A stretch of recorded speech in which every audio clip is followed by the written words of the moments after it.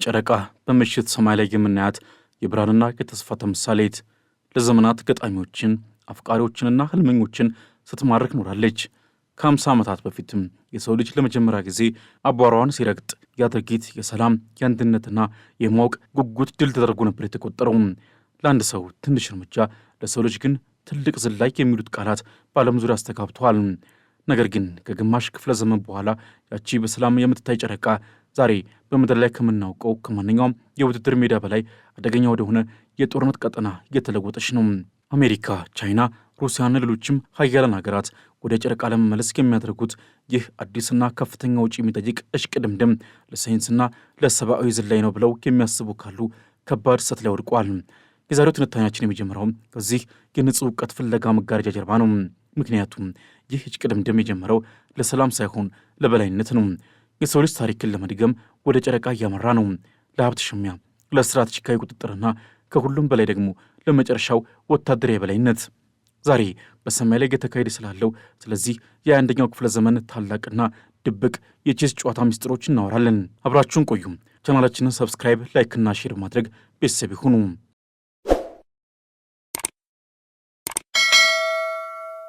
የድሮ የጠፈር ውድድር የርዕዮተ ዓለም ፍልሚያ ነበር። አሜሪካ ከሶቪየት ኅብረት ጋር የነበራት የቀዝቃዛ ጦርነት ፉክክር ማሳያ። ዋናው ሽልማትም ቴክኖሎጂንና የአሰራር ብቃትን በማሳየት ዓለም ላይ የበላይ መሆን ነበር። ዛሬ ግን ሽልማቱ ከርዕዮተ ዓለም እጅግ የላቀና ተጨባጭ ሆኗል። አዲሶቹ የጠፈር ተመራማሪዎች የሚሄዱት ባንዲራ ለመትከል ሳይሆን የማዕድን ቁፋሮ ማሽን ለመትከል ሆኗል። የጨረቃ ትሪሊዮን ዶላር ሀብቶች፣ አዲሱ የዓለም ወርቅ። ጨረቃ ባዶና ድርቅ መሬት አይደለችም። በውስጧ የምድርን የወደፊት የኢኮኖሚና የኃይል ዕጣ ፈንታ ሊወስኑ የሚችሉ እጅግ በጣም ውድ ሀብቶችን አቅፋ ይዛለች። የመጀመሪያው ሂሊየም 3 የተባለው ንጥረ ነገር ነው፣ ወይም የመጪው ትውልድ የነዳጅ ዘይት። ይህ በምድር ላይ እጅግ በጣም ብርቅዬ የሆነ ንጥረ ነገር በጨረቃ ላይ ግን በከፍተኛ መጠን ይገኛል። የሳይንስ ሊቃውንት እንደሚሉት ሂሊየም 3 የኒውክሌር ፊውዥን ለተሰኘው የወደፊት የኃይል ማመንጫ ቴክኖሎጂ ፍቱንና ንጹህ የኃይል ምንጭ ነው። ይህ ቴክኖሎጂ እውን ከሆነ ከባቢ አየራችንን ሳይበክል ራዲዮ አክቲቭ ቆሻሻ ሳያስቀር ለ1000 ዓመታት የሚበቃ ንጹህ ኃይል ማመንጨት ያስችላል። ሂሊየም 3 ከጨረቃ ወጥቶ ወደ ምድር ማጓጓዝ የሚችል ሀገር ቀጣዩ የኃይል ንጉሥ ይሆናል። ሳውዲ አረቢያ ዛሬ በነዳጅ ላይ ያላትን የኢኮኖሚ በላይነት አስቡት። የሂሊየም 3 ተቆጣጣሪ ሀገር የሚኖራት ኃይል ደግሞ ከዚያ እጅግ የላቀ ይሆናል። ከዚህ አልፎ የውሃ በረዶ የሶላር ሲስተም ነዳጅ ማደያ ነው። ለዓመታት ጨረቃ ሙሉ በሙሉ ደረቅ ተደርጋ ታሰብ ነበር። ነገር ግን በቅርብ ጊዜ የተደረጉ ግኝቶች እንደሚያሳዩት በተለይ በጨረቃ ምሰሶዎች ወይም ፖልስ ላይ ባሉና ፀሐይ በማይመታቸው ጉድጓዶች ውስጥ እጅግ በጣም ብዙ የውሃ በረዶ አለ። ውሃ ለሕይወት ብቻ ሳይሆን ለጠፈር ጉዞም ቁልፍ ጉዳይ ሆኗል። ውሃን ወደ ኦክሲጅን ወይም ለመተንፈስና ሃይድሮጅን ለሮኬት ነዳጅ መለየት ይቻላል። ይህ ማለት በጨረቃ ላይ ጣቢያ መስርቶ ውሃ ማውጣት የቻለ ሀገር ጨረቃን እንደ ጠፈር ነዳጅ ማደያ ሊጠቀምባት ይችላል። ከምድር ወደ ማርስ ወይም ወደ ሌሎች ፕላኔቶች ለሚደረጉ ጉዞዎች ከጨረቃ ነዳጅ መቅዳት ከምድር ላይ ከመጫን እጅግ በጣም የቀለልና ርካሽ ነው። ስለዚህ የውሃን በረዶ የተቆጣጠረ ቀጣውን ከሰው ልጅ የጠፈር ስርጭት ይቆጣጠራል ማለት ነው። ከዚያም ብርቅዬ የምድር ማዕድናት ናቸው። በስማርት ስልኮቻችን፣ በኮምፒውተሮቻችንና በኤሌክትሪክ መኪኖቻችን እንዲሁም በዘመናዊ የጦር መሳሪያዎቻችን ውስጥ የሚገኙት እነዚህ ወሳኝ ማዕድናት በምድር ላይ ሲመረት በአብዛኛው በቻይና ቁጥጥር ስር ናቸው። ቻይና ይህንን እንደ ፖለቲካ መሳሪያ በመጠቀም በሌሎች ሀገራት ላይ የኢኮኖሚ ጫና መፍጠር ትችላለች።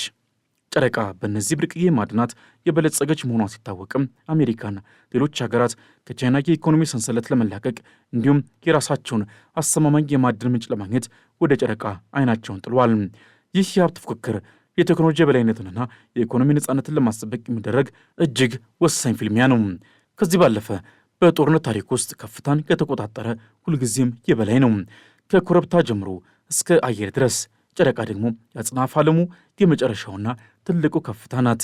በጨረቃ ላይ የሚገጠም አንድ የሰለላ ቴሌስኮፕ ወይም የሲግናል ጣቢያ በመላው ምድር ላይ የሚደረግ እንቅስቃሴ ያለምንም ገደብ መከታተል ይችላል።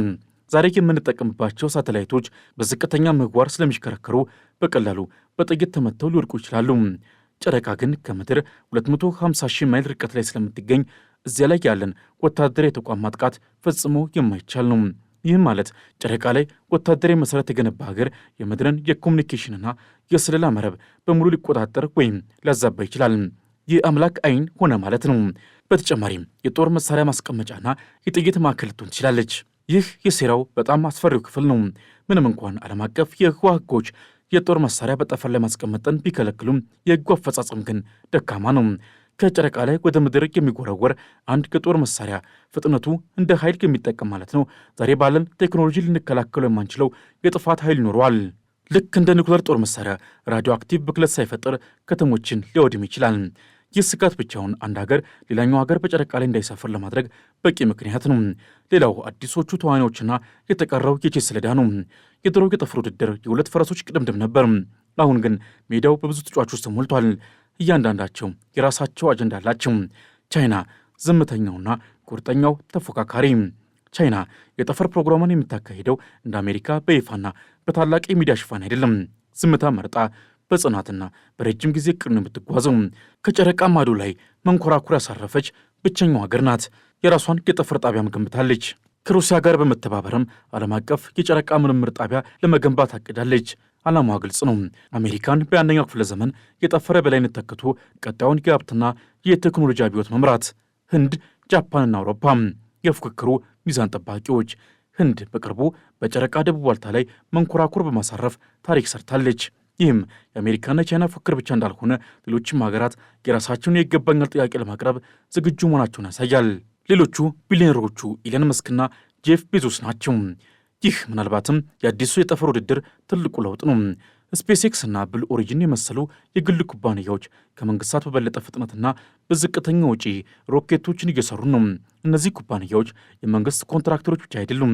የራሳቸው የሰው ልጅን ወደ ብዙ ፕላኔት መውሰድ የሚል ግዙፍ ዓላማ ያላቸው ተዋናዮች ናቸው። ወደፊት በጨረቃ ላይ ግጭት ሲነሳ በሀገራት መካከል ብቻ ሳይሆን በመንግስትና በአንድ ግዙፍ ኮርፖሬሽን መካከል ሊሆን ይችላል የሚለውን ጥያቄ ያስነሳል። ስለዚህ ወደ ጨረቃ የሚደረገው ጉዞ ስለ ሰው ልጅ ድንቅ ችሎታ ብቻ ሳይሆን ስለ ሰው ልጅ ያልተገራ የስልጣንና የሀብት ጥማትም ጭምር ነው። የ19ኛው ክፍለ ዘመን የአፍሪካ ሽሚያ በ21ኛው ክፍለ ዘመን ቴክኖሎጂ የሰማይ ላይ ድግግሞች ነው። ያኔ የአውሮፓ ያለ ነገራት አፍሪካን ለሀብቷና ለስትራቴጂካዊ ጠቀሜታዋ እንደተቀራመቷት ሁሉ ዛሬ የዓለማችን አገራን ሀገራትም ጨረቃን ለመቀራመት እየተሽቀዳደሙ ነው። ያኔ ስልጣኔን እናመጣለን በሚል ሽፋን ነበር። ዛሬ ግን ሳይንስን እናሰፋለን በሚል ሽፋን ነው። በቀጣይስ ምን ይጠበቃል? የሰማይ ላይ ሽሚያ የጨዋታ ምዕራፎች፣ ይህ አዲሱ የጠፈረች ቅድምድም በፊታችን ባሉት ዓመታት ውስጥ የሚከናወንበትን መንገድ ስንመለከት በቀላሉ ሮኬት ተልኮ ጣቢያ ተገንብቶ የሚያልቅ አይሆንም። ይልቁንስ እንደ ማንኛውም ታላቅ የጂኦፖለቲካዊ ፍልሚያ በደረጃና በምዕራፍ የሚካሄድ ስውርና አንዳንዴም ግልጽ ጦርነት ይሆናል። የሚከተሉት አራት ምዕራፎች በቀጣይ የምንጠብቃቸው ክስተቶች ናቸው። የመጀመሪያው የሕግ ጦርነትና የግራጫ ቀዳዳዎች ፍለጋ። የመጀመሪያው የጦር ሜዳ ጠፈር ላይ ሳይሆን በጄኔቫና በኒውዮርክ በሚገኙት የተባበሩት መንግስታት የስብሰባ አዳራሾች ውስጥ ይሆናል። ምን ይሆናል? አሁን በስራ ላይ ያለው የ1967ቱ የውጭ ህዋ ስምምነት የሰማይ አካላት የማንኛውም ሀገር ንብረት ሊሆኑ እንደማይችሉ ይደነግጋል። ነገር ግን ህጉ ሆን ተብሎ የተወለት አንድ ግዙ ክፍተት አለው። ንብረትነቱን መያዝ አይቻልም ይላል እንጂ ሀብቱን ማውጣትና መጠቀምን በተመለከተ ግልጽ ነገር አይልም። በቀጣይ የሚጠበቀውም አሜሪካና አጋሮቿ ማንም ያልያዘው ሀብት መጀመሪያ የደረሰበት ያወጣዋል በሚል መርህ የራሳቸውን የህግ ማዕቀፍ እንደ አርጤሚስ ስምምነት ለማጽደቅ ይሞክራሉ። ቻይናና ሩሲያ ደግሞ ይህንን የውሃ ቅኝ ግዛት ወይም ስፔስ ኮሎኒያሊዝም ብለው ይቃወማሉ። ውጤቱስ ምንም አይነት ዓለም አቀፍ ስምምነት ላይ ሳይደረስ እያንዳንዱ ኃይል የራሱን ህግ ይዞ ወደ ጨረቃ ይጓዛል። ይህም ለወደፊቱ ግጭት መሰረት ይጥላል። ከዚያም በጥላ ውስጥ የሚደረግ ጦርነት ይከተላል። ወታደራዊ ፊልማ የሚጀምረው በቀጥታ ጥቃት ሳይሆን በማይታይ የስለላና የማበላሸት ዘመቻ ነው። ማንም ሀገር በግልጽ የጠፈር ጦርነት ጀምሬያለሁ አይልም። ነገር ግን የሚከተሉት ድርጊቶች እየተለመዱ ይመጣሉ። የሳይበር ጥቃት፣ የአንዱ ሀገር የጠፈር መንኮራኩር ላይ ያልታወቀ የኮምፒውተር ችግር ይፈጠራል። ኮሚኒኬሽኑ ይቋረጣል። መሳሪያዎቹም አይሰሩም። ወደ ጨረቃ የሚሄዱ መንኮራኩሮችን የሚመሩ ሳተላይቶችም ሲግናላቸው ይታወቃል። የአንዱ ሀገር መንኮራኩር ወደ ጨረቃ ሲጓዝ የሌላኛው ሀገር ሳተላይት ከጥቂት 100 ኪሎ ሜትሮች ርቀት ላይ ሆኖ ይከታተሏል። ከዚያም የይገባኛል ሽሚያ ይከተላል። ይህ ጦርነቱ ወደ ተጨባጭ እርምጃ የሚሸጋገርበት ምዕራፍ ነው። የጨረቃ ደቡብ ዋልታ ከፍተኛ የውሃ በረዶና ለፀሐይ ብርሃን አመቺ በመሆኑ የጨረቃው ሪል ስቴት ወርቅ ተደርጎ ይታሰባል። ቻይና፣ አሜሪካና ሌሎች ሀገራትም በደቡብ ዋልታ ላይ ነገር ግን እርስ በርስ ባደገኛ ሁኔታ ተቀራርበው የምርምር ጣቢያዎቻቸውን ለመገንባት ይጣደፋሉ። ባንዲራ ብቻ ሳይሆን ይህ ቦታ የኔ የምርምር ክልል ነው የሚል ምልክቶችን የሚተክሉ ይሆናል። ቻይና የመጀመሪያውን የማዕድን ቁፋሮ ሙከራ ስታደርግ አሜሪካ በሳይንሳዊ ጣልቃ ገብነት ስም ሮቨሮችን ወይም ተንቀሳቃሽ መንኮራኩር ልካ አካባቢውን ልትቃኝ ትሞክራለች። ይህ የድመትና የአይጥ ጨዋታ ይሆናል። ሌላው አንድ ትንሽ በአጋጣሚ የተፈጠረ የሚመስል ክስተት ሁሉም ነገር ሊቀይር ይችላል።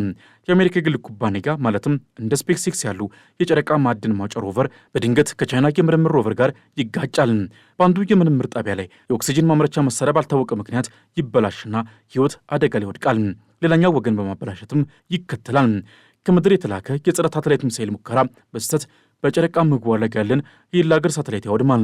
እነዚህ ክስተቶች የጠፈርን ቀዝቃዛ ጦርነት ወደ ትኩስ ጦርነት የመቀየር አቅም አላቸው። ከዚያም በጨረቃ ላይ ሳይሆን በምድር ላይ የሚጀመር ከባድ ወታደራዊና ኢኮኖሚያዊ ግጭት ይከተላል። ዓለም አቀፍ ፖለቲካ የሚመራው በሞራልና በበጎ ፈቃድ ሳይሆን በጥሬ የኃይልና የጥቅም ስሌት መሆኑን በግልጽ ያሳያል። ይህንን መረዳት በአፍሪካ ቀንድ የሚካሄደውን የውጭ ጣልቃ ገብነት በእውነተኛ መነጽር እንድንመለከትም ይረዳናል። ከዚያም ቴክኖሎጂ በራሱ ገለልተኛ አይደለም፣ በበጎም ለመጥፎም ሊሆን ይችላል። ይህ የጠፈር ውድድር የሰው ልጅን ወደ አዲስ ሰላምና የተባበረ ምዕራፍ ሊወስደው ሲችል፣ በምትኩ የምድርን ግጭቶችና ፉክክሮች ወደ ሰማይ ይዞ በመውጣት የወደፊት ትውልድን ለአዲስና ከባድ አደጋ እያጋለጠው ይቀጥላል። ለዛሬ በዚሁ አበቃን። ቻናላችንን ሰብስክራይብ በማድረግ ቤተሰብ ሁኑ። በሚቀጥለው ጊዜ እስክንገናኝ ድረስ ሰናይ ጊዜ ይሁንላችሁ።